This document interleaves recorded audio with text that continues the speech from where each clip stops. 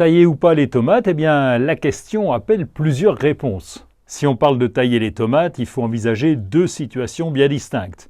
Il y a la taille du pied mère sur la hauteur de la plante et la taille des gourmands. On coupe la hauteur de la tige principale essentiellement sur les variétés à gros fruits.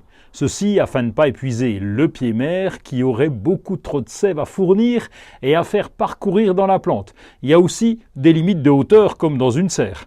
Et la taille de ce que l'on appelle les gourmands, elle est nécessaire pour avoir de plus gros fruits. Ces fameux gourmands, ce sont des tiges qui poussent à l'aisselle de la tige mère et d'une feuille. On les repère facilement car ils sont souvent dressés tout droit. Les tomates cerises font un peu exception dans le domaine. En effet, les tomates cerises sont des plants souvent compacts et très solides.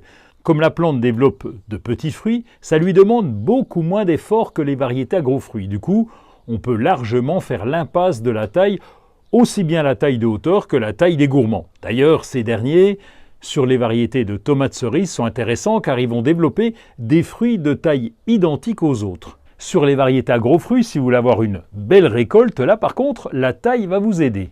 Dans ces variétés à gros fruits, justement, on trouve les cœurs de bœuf, les tomates ananas, les noires de Crimée ou encore les andines cornues.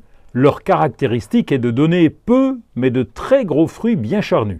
Si vous laissez les pousses latérales pousser, il y aura certes plus de fruits, mais de plus petite taille. En cause, la nourriture disponible, la sève sera divisée par le nombre de fruits et plus ils sont nombreux, plus la part de nourriture est petite, ce qui impacte automatiquement le développement des fruits et leur taille. Pour retirer un gourmand, munissez-vous d'un sécateur propre, coupez-le au ras de la tige mère.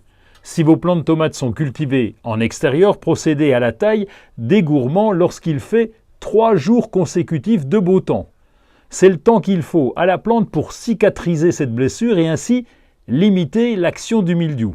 Une autre façon, c'est de ne pas tailler du tout, même les variétés à gros fruits. Là, c'est à vous de voir maintenant que vous avez tous les éléments.